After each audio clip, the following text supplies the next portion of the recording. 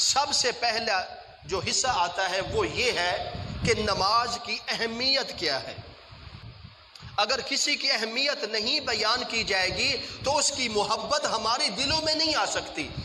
تو یہ حالانکہ یہ چیز نماز کی اہمیت آپ کو بتانے کی ضرورت نہیں ہے، کیونکہ ہم سب مسلمان ہیں، ہمیں پتہ ہے نماز کی کیا اہمیت ہے، نماز کا کیا اجر ہے، نماز کا کیا ثواب ہے، نماز کی برکت کیا ہے، نماز پڑھنے سے کیا ملے گا، نماز پڑھنے سے دنیا میں کتنے فائدے، قبر میں کتنے فائدے، آخرت میں کتنے فائدے، یہ ہم سب کو علم ہے، پتہ ہے۔ لیکن آپ کو یہ سبق رپیٹ کرانا ہے، یاد کرانا ہے، کیونکہ جب ہمارے دل میں نماز کی اہمیت بیٹھ جائے گی نا، پھر ہم اس نماز کو لگن سے پڑھیں گے، پھر ہم اس نماز کو پابندی سے پڑھیں گے، پھر اس نماز کو کبھی قضا نہیں ہونے دیں گے، پھر اس نماز کو خشوع اور خضوع کے ساتھ پڑھیں گے۔ نہ ہم نماز قضا کریں گے، نہ ہم اپنی بیوی بچوں کو نماز قضا کرنے دیں گے، لیکن اس وقت ہوگا جب اس نماز کی اہمیت، نماز کے فضائل ہمارے دلوں میں آ جائیں گے۔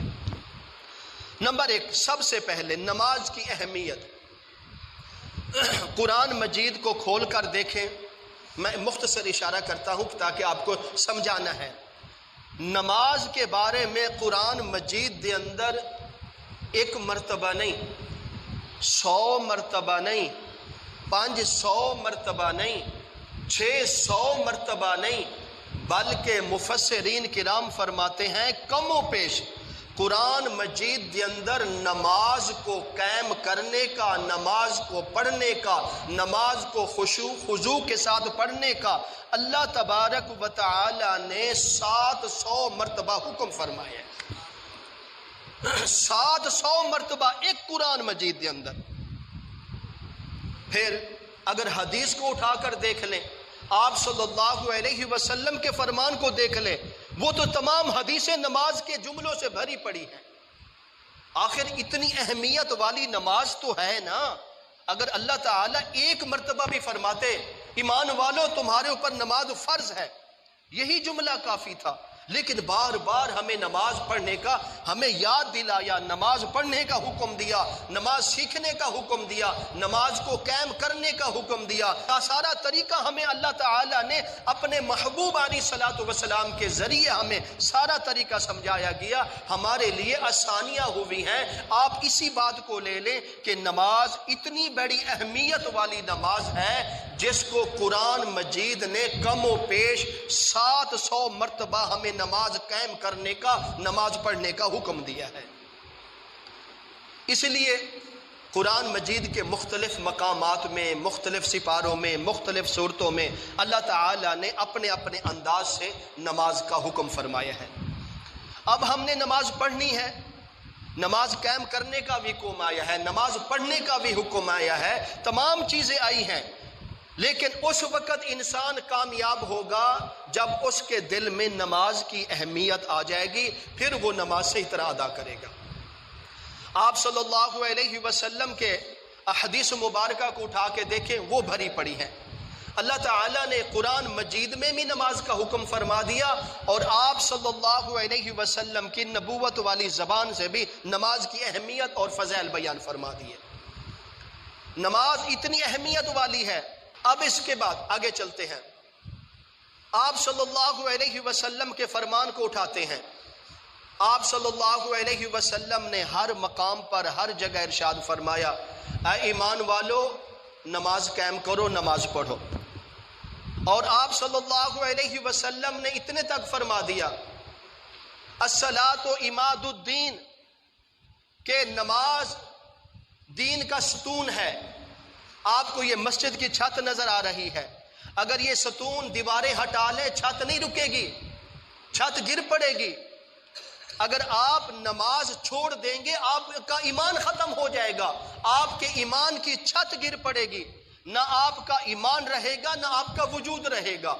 اس لیے فرمایا گیا ایمان والوں کے لیے یہ حکم دیا گیا ہے کہ نماز ان کے لیے سب سے بہترین حکم ہے اور دین کا ستون نماز ہے۔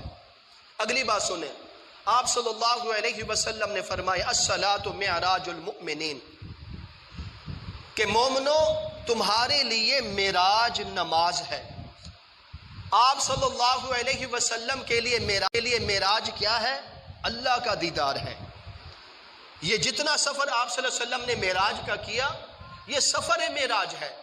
آپ صلی اللہ علیہ وسلم کو نہ مکہ میں معراج ہوئی، نہ بیت المقدس میں معراج ہوئی، نہ آسمانوں پر معراج ہوئی، نہ کہیں اور جگہ پر۔ آپ صلی اللہ علیہ وسلم کو معراج اس وقت ہوئی جس وقت اللہ کو آپ صلی اللہ علیہ وسلم نے اپنی نبوت والی آنکھوں سے دیکھ لیا۔ اس وقت آپ صلی اللہ علیہ وسلم کا معراج ہوا۔ تو پھر ہمارا نبی تو وہ ہے جو اپنے بارے نہیں سوچتا بلکہ اپنی امت کے بارے سوچتا ہے، اپنی امت کی فکر کرتا ہے۔ آپ صلی اللہ علیہ وسلم کو معراج ہو گیا اللہ کا دیدار کرنے کے بعد۔ اب آپ صلی اللہ علیہ وسلم نے فرمایا اے میرے امتیوں آپ نہ گھبرائیں، آپ کو معراج بھی ہوئے گا۔ الصلاۃ معراج المؤمنین، اگر آپ چاہتے ہیں ہمیں بھی معراج ہو جائے، پھر آپ کی معراج نماز کی حالت میں سجدے میں آپ کی معراج ہوگی۔ جب آپ اپنی پیشانی ناک کو زمین پر رگڑیں گے اور سبحان ربی الاعلی کہیں گے تو آپ کی یہ معراج ہو رہی ہے۔ یہاں پر بیٹھ کر بڑے دعوے کرتے ہیں کہ ہم بڑے عاشق رسول ہیں، ہم آپ صلی اللہ علیہ وسلم سے بڑی محبت کرنے والے ہیں۔ تو آپ صلی اللہ علیہ وسلم کی محبت جو ہے نا یہ نماز میں ہے۔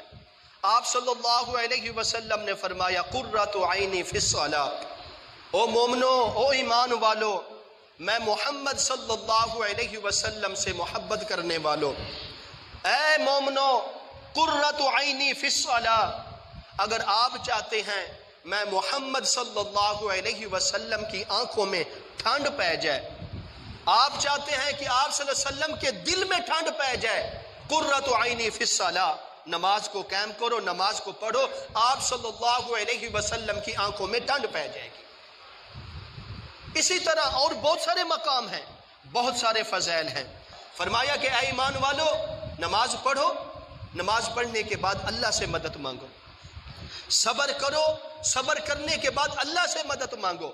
اسی طرح آپ صلی اللہ علیہ وسلم نے فرمایا کہ ایمان والو جب نماز پڑھو گے، آپ نماز پڑھنے کی برکت سے اللہ آپ کی زندگی میں رونقیں لے آئے گا، رحمتیں لے آئے گا، برکتیں لے آئے گا، شانیں لے آئے گا، عظمتیں لے آئے گا، اور نماز کی وجہ سے آپ انشاءاللہ دنیا میں بھی کامیاب ہو جائیں گے اور آخرت میں بھی کامیاب ہو جائیں گے۔ یہ نماز کی اہمیت بتائی گئی ہے۔ سب سے پہلے نماز کو مکمل سیکھیں، وہ ہمارے دلوں میں نماز کی اہمیت ہونی چاہیے۔ اس پر میں ایک اور بھی بات عرض کر دیتا ہوں۔ اکثر لوگ اپنے گھروں میں نماز پڑھتے ہیں، خام خواہ پڑھ لیتے ہیں، بلا وجہ نماز پڑھ لیتے ہیں۔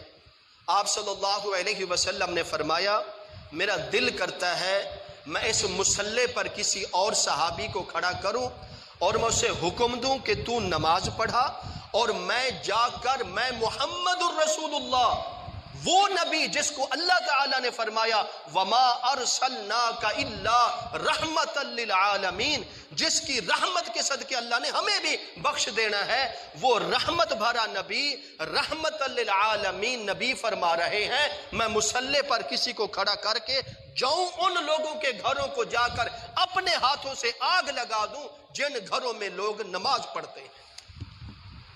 یہ نماز پڑھنے کا جو حکم فرمایا گیا یہ فرض نماز کا ہے، فرض نماز کا۔ فرض نماز ہم نے مسجد ہی میں پڑھنی ہے۔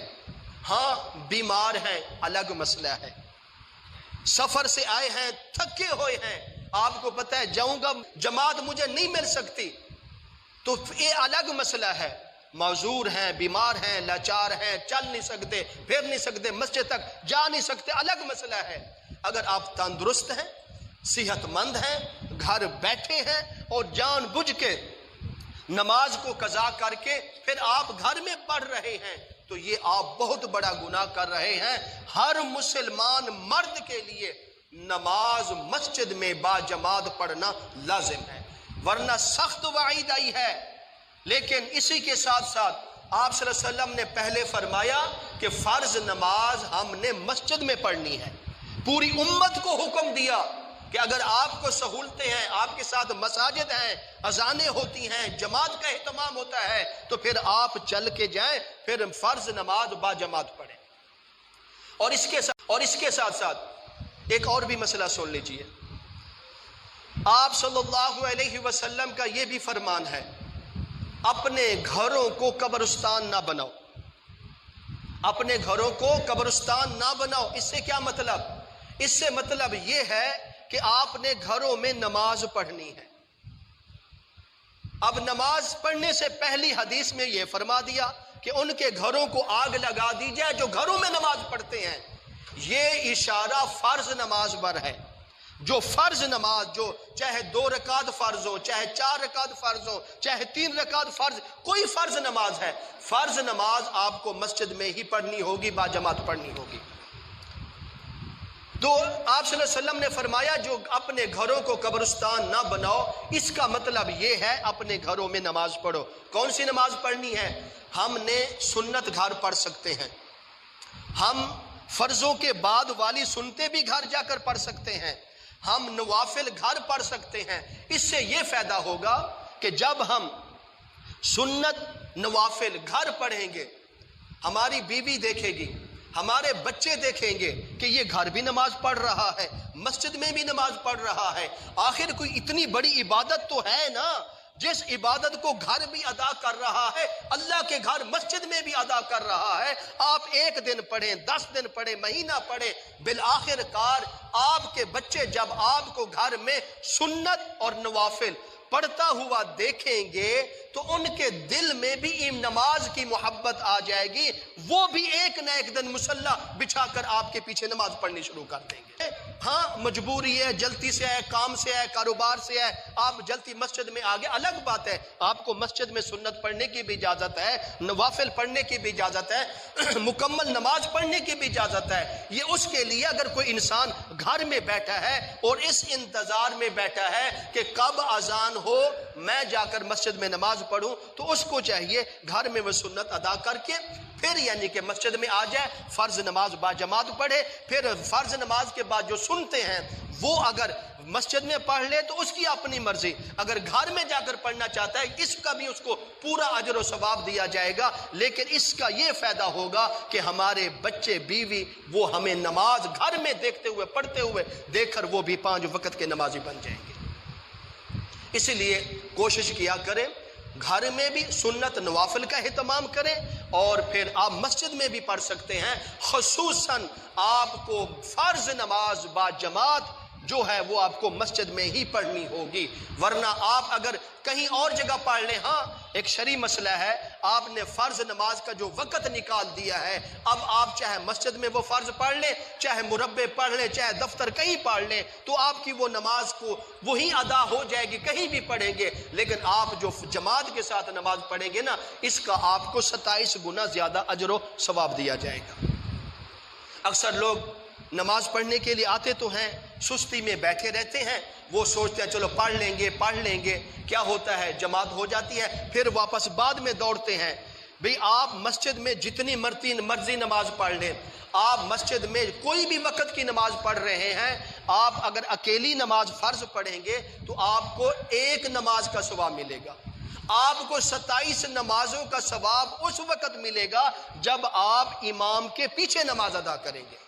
اگر امام کے پیچھے نماز نہیں ادا کریں گے تو پھر آپ کو 1 نماز کا ثواب ملے گا. اب اسی ہی جملے پر میں اشارہ کرتا ہوں کہ اسلام کے اندر دین میں اللہ تعالی نے عالم دین کی، امام کی اتنی شان تو رکھی ہے. اگر آپ اسی کروڑوں روپے کی مسجد میں آ کر اکیلی نماز پڑھیں، آپ کو 1 نماز کا ثواب ملے گا. مصلی پر کھڑا ہو کر اس امام کے پیچھے 1 نماز پڑھ لیں، آپ کو 27 نمازوں کا ثواب ملے گا. اگلی بھی بات، امام کی اہمیت کی بھی بات سن لیں. اگر ایک صف میں اگر 100 بندہ کھڑا ہے تو ایک ہی وقت کی نماز میں امام کو 2700 نمازوں کا ثواب نقد مل جاتا ہے. اس لیے کوشش کیا کریں با جماعت نماز پڑھیں. پڑھنی تو ہم نے ہے، نماز ہرگز معاف نہیں ہے. فضیلت والی نماز بنا کر پڑھیں جس کا ہمیں اجر بھی زیادہ ہو اور 1 نماز کا ہمیں 27 گنا اجر ثواب دیا جائے. اب یہ ہے نماز کی اہمیت. اس کے بعد یہ میں نے آپ کے سامنے اس لیے رکھا ہے کہ نماز کی اہمیت فضائل کیا ہے. جب ہمارے دلوں میں نماز کی اہمیت آ جائے گی تو انشاءاللہ ہم 5 وقت کے نمازی بھی بن جائیں گے اور 5